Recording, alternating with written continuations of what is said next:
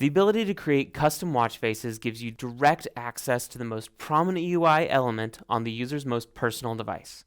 Now, the API is simple enough to build watch faces quickly and flexible enough to allow personalization. Given the depth and flexibility of the Android platform, you can create something for the user that's both beautiful and packed with unique features. Now, here's a few design guidelines that'll set the right context for making these design decisions. First, Android Wear comes in multiple form factors, so you want to make sure that your watch faces work great on both round and square watches. Next, there are two primary states for Android Wear. Interactive mode is in full color and motion with fluid animation. Now, this is typically when the user is giving focused attention to their watch. Ambient mode is a low power state, and it should use a limited color palette that's only updated once a minute. And finally, make sure to take special screens into account.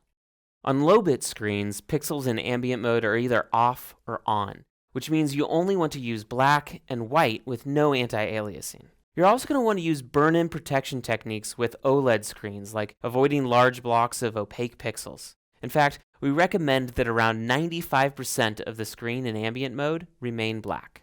Once you've finalized your design, the best way to start developing is either to start with a sample or a template in Android Studio. There are three main methods which you're going to want to know about. First, the onCreate method. You'll take care of your initialization tasks such as loading resources or initializing paint objects for later use in this method. You can scale these objects using the onSurfaceChanged method. Now, this method has the screen size passed in as one of its parameters. If you have a bitmap background or watch hands, this is a great place to scale them to the right size. At the core of the WatchFace API is the onDraw method. Now, that allows you to draw whatever design you can think of to the canvas at a high enough frame rate to deliver fluid animation. Now, this is going to come through at full fidelity while the watch is in interactive mode, and at other times when the watch is in ambient mode, you're able to draw a more discrete version of the watch while also saving power. Additional preferences can be set to arrange the system UI elements appropriately for your design. Once those basics are covered, the limits are your imagination.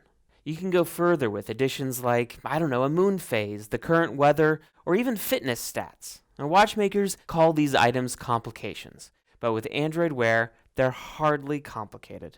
Once you have the data, just draw it on the canvas as you did the time.